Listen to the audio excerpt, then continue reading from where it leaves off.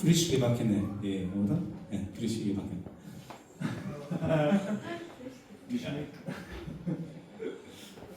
네. 오늘 같이 일어서서 말씀 봉독하도록 하겠습니다. 마태복음 11장 1절부터 11절의 말씀입니다. 한 절씩 봉독하겠습니다. 예수께서 12제자에게 명하기를 마치시고 이에 그들의 여러 동네에서 가르치시며 전도하시려고 거기를 떠나 가시니라. 요한에게서 그리스도께서 하신 일을 듣고 제자들을 보내요. 예수께 여짜오되 오실 그이가 당신이오니까 우리가 다른 일을 기다리오리까. 예수께서 대답하시되 너희가 가서 듣고 보는 것을 요한에게 알리되 맹인이 보며 못 걷는 사람이 걸으며 나병 환자가 깨끗함을 받으며 못 듣는 자가 들으며 죽은 자가 살아나며 가난한 자에게 복음이 전파된다 하라.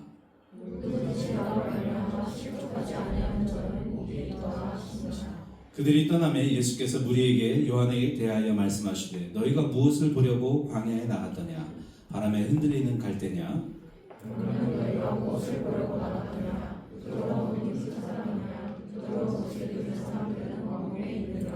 그러면 너희가 어찌하여 나갔더냐? 선지자를 보기 위함이었더냐? 옳다. 내가 너희에게 이르노니 선지자보다 더 나은 자니라.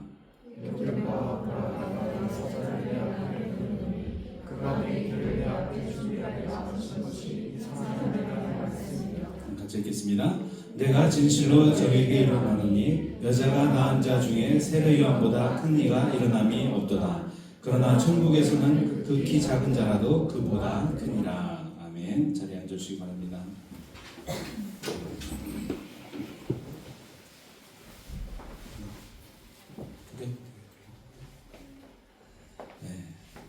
오늘 제가 전한 말씀 마태복음의 11장의 말씀입니다. 우리 같이 한번 제목 읽어보겠습니다. 시작.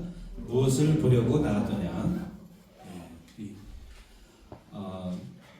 여러분 세례 요한 보통은 제가 세례 요한 했더니 우리 침례교 교단의 선교사님이 침례 요한이라고 저한테 자꾸 규정을 하시더라고요. 정확히 말하면 침례 요한이죠. 침례를 줬기 때문에 침례 요한인데 그런 용어들이 좀 있습니다. 우리가 좀 예전에 익숙했던 용어들이 있는데 예를 들면 그 사개오가 올라간 나무가 무슨 나무예요? 뽕나무. 예, 실제로는 이제 돌무화과 나무입니다. 돌무화과 나무. 그리고 감람산이라고 할 때 그 감람 열매, 감람나무가 올리브 나무잖아요, 그렇죠? 예. 이제 예전에는 그런 게 없었기 때문에 그냥 그렇게 비슷한 걸 갖다가 번역을 했던 것들이죠. 그리고 아론의 지팡이에 그 싹이 나잖아요. 그 구약에 보면. 근데 그 아론의 지팡이가 어떤 나무였어요? 살구나무라고 돼 있는데 번역이 옛날에는. 근데 아몬드 나무예요. 아몬드. 그런 것들이 있습니다. 그래서 조금씩 이제 업그레이드가 되는 거예요, 우리가. 그래서 제가 침례 요한이라고 하겠습니다. 침례 요한은 예수님의 길을 예비했던 사람이죠. 예수님이 오실 길을 예비했던 사람. 이사야서하고 말라기서에 보면 이 침례 요한에 대한 예언이 있습니다.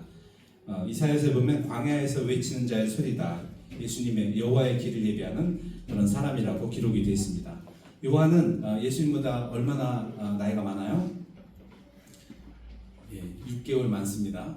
예수님보다 6개월 정도 더 먼저 태어났습니다. 그래서 말라기서에 보면 예수님에 앞서서 여호와의 크고 두려운 날이 이르기 전에 선지자 엘리야를 보내시겠다고 하나님께서 예언을 하셨어요. 말라기서에 보면 그 선지자 엘리야가 바로 이 침례 요한이라고 예수님께서 이제 인증을 해주셨죠. 요한이 한 일이 뭐냐면 아버지의 마음을 자녀에게로, 자녀의 마음을 아버지에게로 돌리는 일을 했습니다. 예수님이 오시기 전에 예수님이 오셔서 말씀을 전하시고 복음을 전하면 받을 만한 마음같이 되어 있어야 되잖아요. 오셨는데 마음이 딱딱하고 돌박 같은 마음이라면 예수님의 복음이 들어가지 않겠죠. 그래서 대대적인 이 이스라엘의 회개 운동을 벌이면서 그 마음밭을 준비했던, 그 마음을 갈아엎어가지고 복음을 들을 수 있는 준비를 한 겁니다. 그래서 많은 회개의 침례를 베풀죠. 그런 일을 했던 사람입니다. 그리고 이 침례 요한이 한 것 중에 뭐냐면 예수님을 요한복음에 보면 세상 죄를 지고 가는 어린 양이라고 이렇게 선언을 해줍니다. 예수님에 대해서. 예수님이 그 세례받으러 오셨을 때 세상 죄를 지고 가는 하나님의 어린 양, 그리고 이분이 바로 내 뒤에 오시는 분이고 이분이 바로 성령으로 세례를 주실 분이다. 나는 물로 세례를 주지만 예수님은 성령으로 세례를 주실 분이다 라고 이렇게 인증을 해준 사람이에요. 당시 침례 요한이 아주 그 이스라엘 중에는 아주 인기가 있었고 유명했던 선지자입니다. 마치 그가 그리스도가 아닐까라고 할 정도로 이스라엘 가운데는 이 침례 요한을 선지자로 또 아주 그 영적인 사람으로 하나님의 선지자로 인정을 했던 때였습니다. 종교 지도자들까지도 그런 사람이 예수님을 메시아로 인정을 해서 이렇게 인증을 해서 선포를 한 겁니다. 당시 세례 요한은 이 예수님이 오늘 본문에 나오는 그때 보면 감옥에 있을 때예요. 세례 요한이 그 당시 헤롯 안티파스가 동생 빌립의 아내를 취한 것을 비판을 많이 했습니다. 옳지 않다라고 비판을 많이 해가지고 결국에는 감옥에 갇히게 되죠. 그래서 감옥에 있는 상태였습니다. 이 감옥에 있는 상태에서 예수님이 어떤 일을 행하셨는지를 그 제자들을 통해서 소식을 듣습니다. 그 소식을 듣고 이 침례 요한의 마음에 좀 변동이 있었습니다. 분명히 예수님을 하나님의 어린 양, 세상 죄를 지고 간 어린 양, 메시아로 이렇게 인증했던 세례 요한인데 예수님께 제자들을 보내서 질문을 하나 합니다. 이상한 질문 하나 합니다. 3절에 보면 예수께 여짜오되 오실 그이가 당신이오니까 우리가 다른 일을 기다리오리까? 라고 물어보는 거예요. 자기가 예수님이 메시아라고 해놓고 이제 와서는 예수님 오실 그분이 당신 맞습니까? 우리가 다른 사람을 기다려야 됩니까? 라고 묻는 겁니다. 이 질문에는 사실 이 침례 요한의 마음 가운데 있는 그 실망, 예수님에 대한 실망, 회의감이 묻어있다라고 볼 수가 있습니다. 자기가 예수님이 메시아라고 소개를 했는데 그 예수님이 하고 다니는 일을 보면 이스라엘이 기대하고 있는 메시아하고는 좀 달랐다는 거죠. 그럼 예수님한테도 실망하는 분들이 있어요. 그래서 예수님께서 이 질문을 듣고 나서는 요한에게 이렇게 전해라. 맹인이 보며 못 걷는 사람들이 걸으며 나병 환자가 깨끗함을 받으며 못 듣는 자가 들으며 죽은 자가 살아나며 가난한 자에게 복음이 전파된다 전하라 라고 말씀하십니다. 약간 좀 뜬금없이 들릴 수도 있지만 이 말씀은요 이사야서 61장의 말씀입니다. 한번 띄워주시면 좋을 것 같아요. 이사야서 61장의 말씀을 예수님께서 인용하신 거예요. 우리 한번 같이 읽어볼게요. 3절까지 시작. 주 여호와의 영이 내게 내리셨으니 이는 여호와께서 내게 기름을 부으사 가난한 자에게 아름다운 소식을 전하게 하려 하심이라. 나를 보내사 마음이 상한 자를 고치며 포로된 자에게 자유를, 갇힌 자에게 노임을 선포하며 여호와의 은혜의 해와 우리 하나님의 보복의 날을 선포하여 모든 슬픈 자를 위로하되 무릇 시온에서 슬퍼하는 자에게 화관을 주어 그 죄를 대신하며 기쁨의 기름으로 그 슬픔을 대신하며 찬송의 옷으로 그 근심을 대신하시고 그들이 의의 나무 곧 여호와께서 심으신 그 영광을 나타낼지라 일컬음을 받게 하려 하심이라. 아멘. 예, 이 이사야서 61장의 말씀을 인용을 하셔서 대신 대답으로 가름을 하신 거예요. 예수님께서 당신이 그리스도가 맞습니까? 우리가 다른 사람을 기다려야 됩니까? 라는 그 질문에 예수님께서 이 말씀을 답변으로 내놓으신 겁니다. 이 말씀이 무엇이기에 답변으로 내놨을까요? 예수님께서 이 말씀은 메시아에 대한 예언의 말씀이기 때문에 그렇습니다. 메시아가 무슨 일을 하는지를 기록하고 있는 말씀이 이 세 절에 다 담겨져 있어요. 보면 주 여호와 영이 시작해가지고요 쭉 나오는데요. 예수님께서 누가복음 4장 18절에 이 말씀을 똑같이 인용을 하십니다. 안식일에 예배드리러 이렇게 온 사람들 앞에서 이제 말씀을 펴놓고 이 이사야서 이 두루마기를 펴놓고 이 말씀을 읽어요. 이 말씀을 읽으시는데 어디까지 읽으시냐면 그 중간에 보시면 은혜의 해와 여기 2절에 첫 번째 여호와의 은혜의 해와 은혜의 해와 우리 하나님의 보복의 날을 선포하여 이 말씀이 있는데 은혜의 해까지만 읽으십니다. 예수님께서 은혜의 해를 전파하려 하심이라 라고 하고 책을 딱 덮으시고 앉아서 딱 말씀하시는 거예요. 이 말씀이 오늘날 너에게 응하였다 라고 말씀을 하시는 거예요. 반만 읽으신 거예요. 반만. 그리고 딱 덮으시고 이 말씀이 너희들에게 오늘 응했다라고 말씀하신 거예요. 이게 무슨 뜻일까요? 예수님께서 오셔서 메시아로서 이제 오셔서 메시아로서 자기를 소개하시는데 예수님이 병자도 고치시고 귀신도 쫓아내시고 갇힌 자들, 포로된 자들에게 자유를 선포해 주시고 그런 일을 하셨습니다. 그리고 은혜의 해를 전파하셨다는 거예요. 근데 이 3절에는 사실은 자세히 보면 예수님의 그 메시아의 초림 사역과 재림 사역이 두 개가 다 들어가 있는 거예요. 초림과 재림이 다 포함이 되어 있는 거예요. 그러니까 처음에 예수님이 오셨을 때 하시는 일과 나중에 재림하셨을 때 하실 일들이 두 가지가 다 이 세 구절에 요약되어서 이렇게 기록되어 있습니다. 그래서 예수님께서 반만 읽으신 거예요. 초림의 사역만 읽으신 거예요.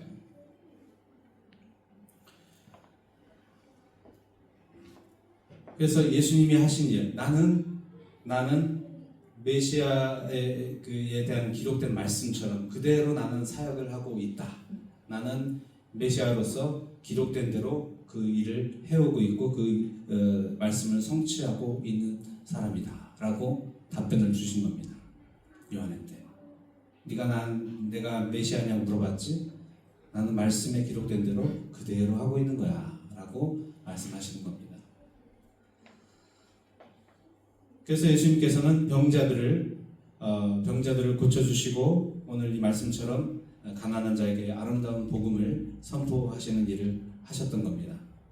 그리고 나서 나중에 이제 보복의 날이 옵니다. 보복의 날, 심판의 날이 옵니다. 그 심판의 날이 오면 그때는 하나님께서 모든 슬퍼하는 자를 위로해 주시고 그때는 근심 대신 찬송의 옷으로 입혀 주시는 거예요. 그때는 이스라엘이 세계 가운데 영광을 나타낼 자로 이렇게 드러나게 되는 겁니다. 근데 이제 앞에 초림 사역을 건너뛰고 이 세례요한은 바로 이 이스라엘이 높아져가지고 이제 로마의 압제에서 벗어나서 이스라엘이 전 세계 가운데 우뚝 설 것으로 기대를 했던 거죠. 그러나 이 초림에 와서 예수님이 하셔야 될 일을 예수님은 하셔야 했던 겁니다. 그리고 말씀하십니다. 6절에 누구든지 나로 말미암아 실족하지 아니하는 자는 복이 있도다 하십니다. 예수님 때문에 실족했다는 것은 무슨 의미겠어요? 자기가 기대하는 것과 예수님의 모습이 달랐다는 겁니다. 예수님의 뜻이 달랐다는 겁니다. 그래서 예수님을 떠났다는 거예요. 예수님 당시에도 많은 사람들이 예수님께 나왔죠. 병고침을 받기 위해서 나온 사람들 많았고 또 먹을 걸 주니까 나오기도 했고요. 어떤 사람은 말씀을 들으려고도 나왔고요. 어떤 사람은 예수님이 너무 유명하니까 예수님 얼굴 보려고 나오기도 했었습니다. 구경하러 나온 거죠. 여러 다양한 동기를 가지고 예수님께 나왔습니다. 예수님께서는 그들을 불쌍히 여기셨어요. 그래서 병자들 치유해 주시고 배고픈 사람 먹여 주시고 하나님 나라에 대해서 여러 가지로 설명을 해 주셨습니다. 하지만 그들은 사실은 그들의 현재 문제만이 관심이 있었던 거죠. 현재 자신들의 앞에 놓인 그 문제만이 관심이 있었던 겁니다. 그래서 그 문제가 해결이 되니까 예수님을 떠나갔고요. 그 자기들의 현재 문제를 해결해 주지 않으니까 또 떠나갑니다. 먹을 걸 먹으러 왔는데 먹을 걸 안 주니까 떠나가는 거죠. 사실 예수님이 말씀하시고 싶은 것은 이 하나님 나라와 그 영원한 생명, 영생에 대해서 예수님께서는 그 사람들에게 알려주시고 싶어 하셨죠. 영생. 예수님이 말씀하신 영생에 그 사람들은 별로 관심이 없었다는 거예요. 예수님께서 그 영생을 알려주시기 위해서, 영생을 주시기 위해서 여러 가지로 그 도구로서, 그 통로로서 병자도 치유하시고 먹여주신 것이고 말씀도 가르쳐주시고 한 거예요. 그걸 위해서 하신 거예요. 하나님 나라와 영생을 위해서 알게 하시기 위해서. 뭐 치유하고 이런 게 주가 아니죠. 정말 원하는 것은 하나님의 말씀을 알고 하나님의 말씀을 그 말씀에 순종해서 영생을 얻는 그런 삶을 살도록 하기 위해서 예수님께서 그런 일도 하신 것입니다. 하지만 그런 거에 관심이 없었고 자신들의 욕구를 채워주지 않자 예수님을 떠났다는 겁니다. 그게 실족한 겁니다. 실족하는 데는 예수님의 문제가 아니죠. 예수님에게 문제가 있는 게 아니라 누구한테 문제가 있어요? 실족하는 사람에게 문제가 있는 겁니다. 예수님의 말씀을 들으러 온 게 아니라 그분들은 예수님을 통해서 자신의 원함을 채우려 하기 때문에 그렇습니다. 예수님도 만족을 못 시켜주는 거예요. 그 많은 무리의 욕구들을. 그렇죠? 네. 그 바울도 마지막에 디모데후서에 보면요, 이제 마지막으로 쓴 서신서죠. 네, 죽기 전에 그때 보면 바울에게 주변에 있었던 그 복음을 함께 섬겼던 동역자들 있잖아요. 정말 한때는 참 열심히 같이 동역했던 동역자들이 다 떠나갑니다. 세상을 사랑해서 떠나갔다라고 그래요. 그래서 자기 다 떠나가고 누가만 남아있다 나한테. 세상을 사랑했기 때문에 결국에는 같이 사역했던 사람들도 떠나간 거예요. 예수님에게서도 떠나가고 바울에게서도 떠나갑니다. 요한복음 6장에 보면 그 예수님께서 영생의 양식을 가르치시는데 많은 제자들 중에 많은 사람들이 말씀이 어렵다라고 하면서 예수님을 떠나갑니다. 그래서 떠나가는 무리들을 보내놓고 예수님께서 12제자에게 물어보십니다. 너희도 떠나려느냐? 너희도 가려느냐? 이렇게 물으니까 시몬 베드로가 얘기하죠. 주의 영생의 말씀이 주께 있사오니 우리가 누구에게 가오리까? 하나님, 주님, 예수님, 주님께 영생의 말씀이 있는데 우리가 어디를 가겠습니까? 아주 영적인 대답을 해줍니다. 여러분, 우리가 예수님을 믿고 따르면서 분명히 우리도 치유가 필요하고 우리도 먹고 살아야 될 문제가 해결이 돼야 되고 또 여러 가지 도움이 필요합니다. 그럼에도 불구하고 정말 중요한 본질은 내가 영생의 말씀을 소유하느냐 안 하느냐 그 차이입니다. 예수님은 그걸 위해서 오셨어요. 여러분들의 병을 고쳐주시기 위해서 오신 거는 병도 고쳐주시죠. 하지만 그게 주 목적은 아니었다는 거죠. 여러분의 기도를 들어주시는 분이시지만 그럼에도 그게 진정한 목적이 아니었다는 거죠. 예수님이 오신 목적은 예수님께서 여러분 안에 있는 그 죄 문제를 해결하시고 여러분을 구원하시기 위해서 이 땅에 오신 것입니다. 여러분, 눈에 보이는 것들에 현혹되지 마시고 세상을 쫓아가지 마시고 예수님 안에 있는 영생의 말씀을 선택하시고 나오시는 여러분 되시기를 축복합니다. 예수님을 선택하는 사람에게는 영생의 복이 주어집니다. 그런데 요한은 어땠다는 거예요? 침례 요한은 눈에 보이는 영광을 구하고 있었던 거죠. 메시아를 통해서 눈에 보이는 영광을 얻기를 원했던 겁니다. 예수님께서 요한의 문제가 구체적으로 무엇인지 질문으로 이제 말씀해 주십니다. 7절부터 9절까지 보면 그들이 떠나매 예수께서 무리에게 요한에 대하여 말씀하시되 너희가 무엇을 보려고 광야에 나갔더냐라고 물어보십니다. 무엇을 보려고 광야에 나갔더냐? 요즘에 이스라엘 그 사해 그 쿰란이라는 곳을 가보면요, 쿰란 공동체가 이렇게 유적이 발굴이 된 곳이 있습니다. 거기는 쿰란 공동체가 있는데요, 어느 날 갑자기 사라져 버렸어요. 이 공동체가 사람들이. 그래서 개발을 하고 이제 여러 가지 발굴을 하면서 잘 아시는 그 사해사본이 1947년부터 한 목동을 통해서 우연히 발견이 되면서 굴마다 이 성경 사본이 잔뜩 이렇게 그 필사본들이 숨겨져 있는 것을 발견하게 됩니다. 그래서 그 성경을 이제 나중에 보게 되는데요. 그게 가장 오래된 사본이라고 할 수 있죠. 그때 뭐 한 BC 한 200년 전부터 AD 한 70년까지 썼던 그 사본들이 있는데요. 그 사본의 내용이 오늘날 우리가 보고 있는 성경과 동일합니다, 거의. 그래서 성경의 뭐라고 하죠? 그 정확성을 보여준 사본이라고 할 수가 있어요. 그전에는 그랬거든요. 성경은 많은 사람들이 손을 탔기 때문에 변질이 됐을 것이다라고 생각을 했었는데 이 성경 사본이 나오면서 사회 사본이 나오면서 그런 이제 말이 싹 들어간 거죠. 광야에 나가서 그때 그 쿰난 공동체에 보면 에스네파라고 하는 파가 있습니다. 바리새파가 있고 또 제사장 역할을 했던 사두개파가 있죠. 그리고 에스네파가 있습니다. 아마도 이 사두개파, 제사장파 쪽에서 떨어져 나온 파라고 추정을 합니다. 왜냐하면 이분들은 도시에 있지 않고 광야에 나가가지고 정결하게 살면서 메시아를 기다렸던 사람들이에요. 그래서 아마도 침례 요한도 이 에스네파 사람이었을 거다라고 추정을 합니다. 광야에 있으면서 힘든 삶을 살면서 절제하고 정결 예식을 하면서 메시아가 오기를 기다리고 준비하는 거죠. 메시아 오는 거를 그런 삶을 살았던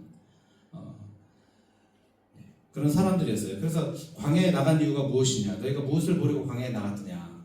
바람에 흔들리는 갈대 보러 나갔느냐? 뭐 관광차 나간 거 아니죠? 너희가 무엇을 보려고 나갔느냐? 부드러운 옷 입은 사람이냐? 부드러운 옷 입은 사람은 왕궁에 있느니라. 부드러운 옷 입었다는 것은 이제 권세자들이죠. 권력자. 너희들이 권력을 얻기 위해서 광야로 나간 것이냐? 그렇지 않다는 거죠. 오히려 그걸 등지고 광야로 나간 사람들이죠. 그러면 너희가 어찌하여 나갔더냐? 선지자를 보기 위함이었더냐? 옳다. 내가 너에게 이르노니 선지자보다 더 나은 자니라. 선지자를 보러 나갔다는 것은 하나님의 말씀을 이제 선지자는 하나님의 말씀을 선포하는 사람이니까 말씀을 들으러 나갔다라고 볼 수 있겠죠.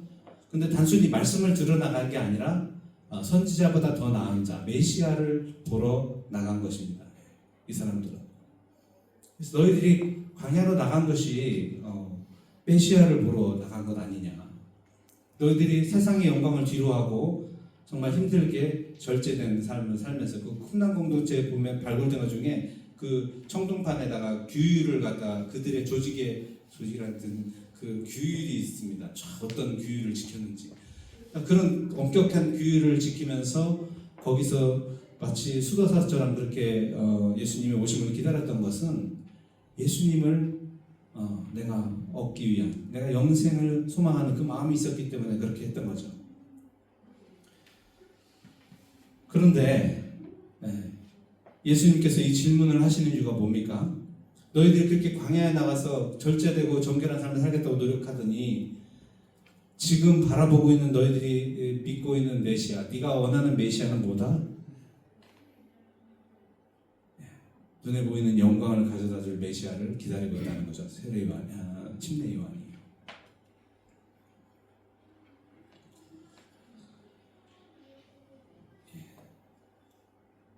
아이러니죠? 메시아를 위해서 순수해지기 위해서 나갔던 광야인데 그 광야를 돌아왔을 때 침례 요한은 오히려 눈에 보이는 영광을 구하고 있는 모습으로 나타난 겁니다. 그들은 메시아를 통해 로마의 긴 압제가 끝나고 세계 가운데 이스라엘을 우뚝 세우실 하나님을 기대했던 겁니다. 그런 메시아를 기대했던 겁니다.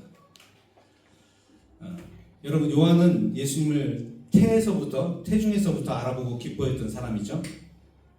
예수님을 하나님의 어린 양으로 메시아로 증거했던 사람입니다. 하나님의 어린 양이라고 했던 걸 보면 어린 양은 이제 제물이잖아요. 제물을 의미하잖아요. 예수님께서 하나님의 어린 양이라는 것은 아마도 죽으실 분, 이제 제물로 바쳐질 분, 그걸 메시아라는 걸 알았을 법도 한데 그럼에도 불구하고 예수님 십자가에 죽으셔야 되는 분이죠.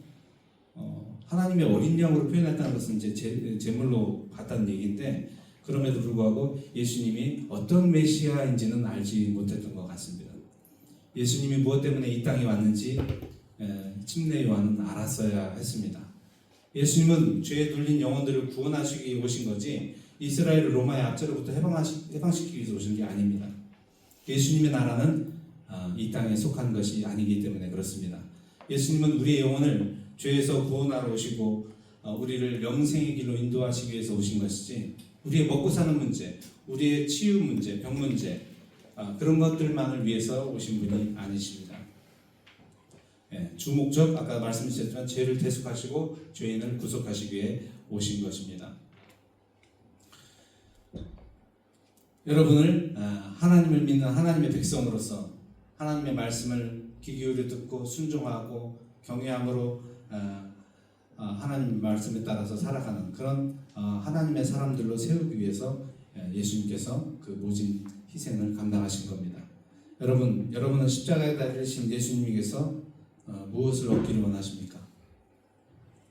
십자가에 달려서 피 흘리시고 계신 예수님을 보시면서 여러분 무엇을 얻기를 원하십니까? 여러분이 그 십자가를 보면서 내게 아직 이루어지지 않은 꿈이 보이나요? 예수님께서 내게 허락해 주시길 바라는, 내가 이루지 못 답힌 그 꽃을 피우기를 원하는 그런 마음이 드시나요? 예수님의 십자가를 보시면서 그 짐승 구유에 태어나신 아기 예수를 보면서 여러분은 어떤 생각이 드시나요? 이 아기 예수를 이용해서 여러분의 꿈을 이루고 싶으신가요? 그런 생각이 안 들죠. 우리 아기를 보면서 우리도 마음도 순수해지잖아요. 십자가에 달려서 피 흘리신 예수를 보면서 내가 원하는 것을 더 달라고 거기다가 못질을 하고 있는 우리의 모습인 거죠. 여러분, 대강절에 오늘이 대강절 첫 번째 주일이죠. 네 번의 주일 중에 첫 번째 주일입니다. 아기 예수로 오신 예수님을 보시면서 여러분은 무엇을 떠올리시겠습니까? 어떤 예수님이 어떤 메시아로 오셨는지, 정말 마음을 내려놓고 우리가 예수님을 바라봐야지 그것이 보입니다. 예수님이 어떤 분이신지. 구유에 오셨다는 것은요, 예수님은 심판자로 왕으로서 오신 분이 아니라는 걸 알 수가 있습니다. 우리를 이 낮아진 곳에 성육신하셔서 우리와 함께 하시고 우리의 죄를 대신 지시기 위해서 오신 메시아라는 것을 이 짐승 구유를 봤으면 세례요한은 침례요한은 알았어야 됐습니다. 예수님을 알아봤어야 돼요. 그러나 그는 알아보지 못했습니다. 하나님께서는 거만한 자를 비웃으시며 오직 겸손한 자에게만 은혜를 베푸신다고 했습니다. 예수님을 제대로 알아보는 사람은요, 겸손한 사람입니다. 하나님 앞에 다른 흰턱에도 않게 다른 생각을 갖지 않은 사람, 그 사람이 하나님께서 천국을 허락해 주십니다. 예수님을 제대로 알아보는 사람에게 하나님의 나라가 주어지고요, 낙원이 주어집니다. 예수님이 십자가상에서 예수님을 알아봤던 한 강도, 그에게 예수님께서 낙원을 허락하십니다. 예수님을 안다는 것 자체가 너무나 중요한 거예요. 예수님을 어떤 메시아로 내가 알고 있는가, 이것이 우리의 인생을 결정하는 겁니다. 예수님은 여자가 낳은 자 중에 침례 요한이 가장 크다고 말씀하셨어요, 오늘 본문에. 그러나 천국에서는 극히 작은 자도 요한보다는 크대요. 그 기준이 뭘까요? 크다 작다의 기준이 뭘까요? 이 땅에서 침례 요한보다 큰 사람이 없다고 했습니다. 어떤 면에서 그 사람이 다른 사람보다 모든 모세도 있고 다윗도 있고 엘리야도 있고 여러 가지 그 선지자도 있고 훌륭한 사람들이 많은데 어떻게 이 침례 요한이 가장 클까요? 어떤 면에서?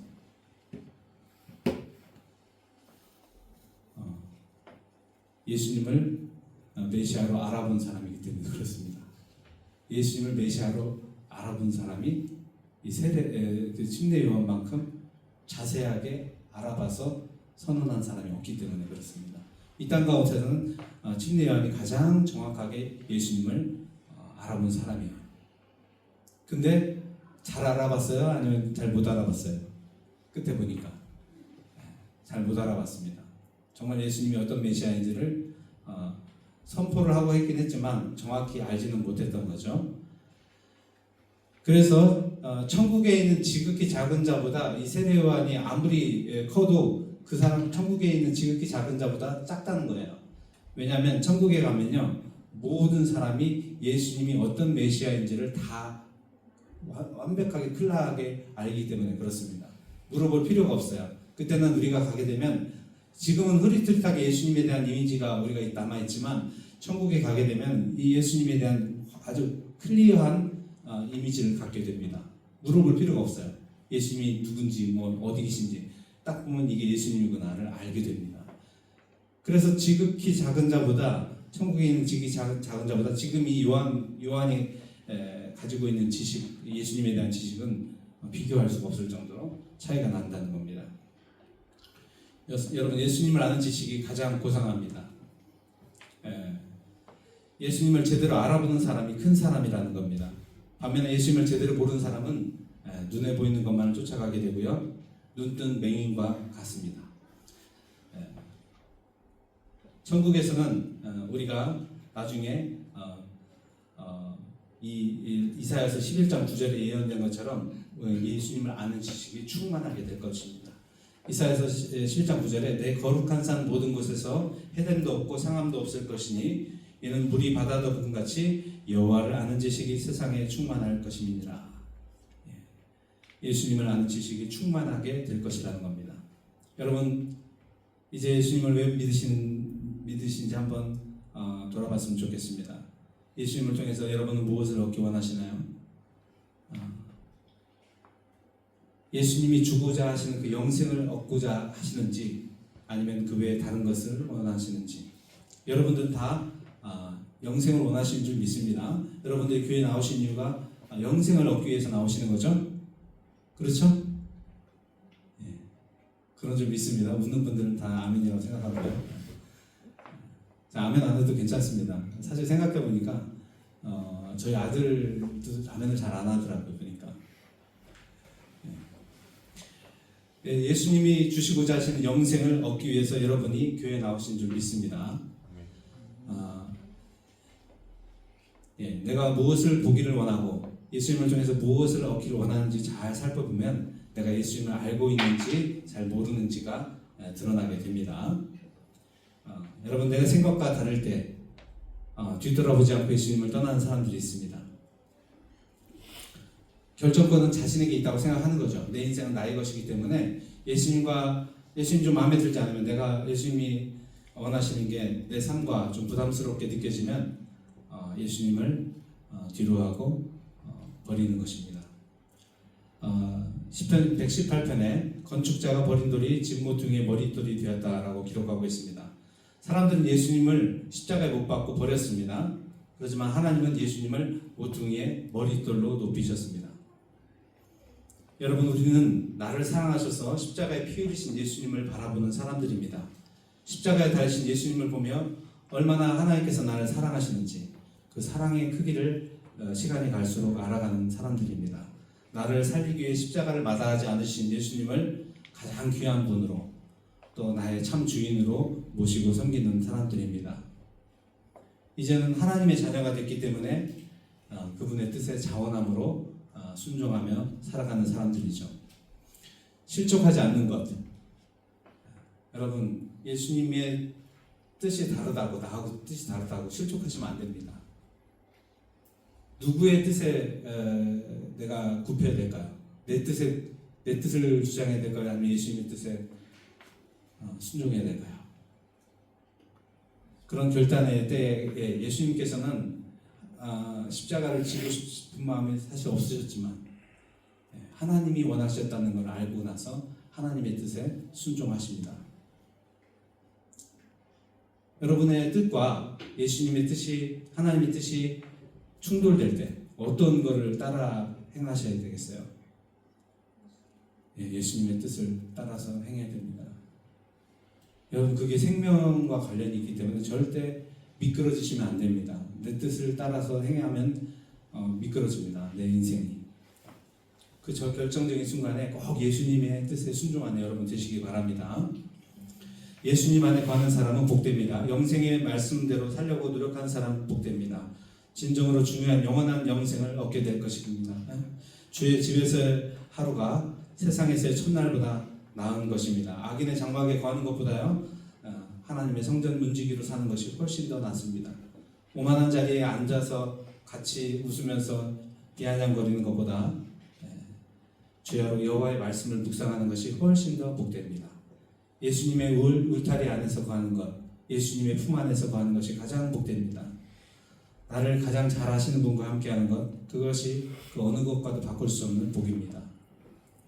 대강절 기간 동안 우리가 그냥 성탄시장도 가서 즐기시지만 예수님이 어떤 분이신지, 내가 예수님께 무엇을 원하고 있는지 돌아보면서 영생의 말씀의 복을 누려 사는 여러분들 되시길 주님의 이름으로 축원합니다.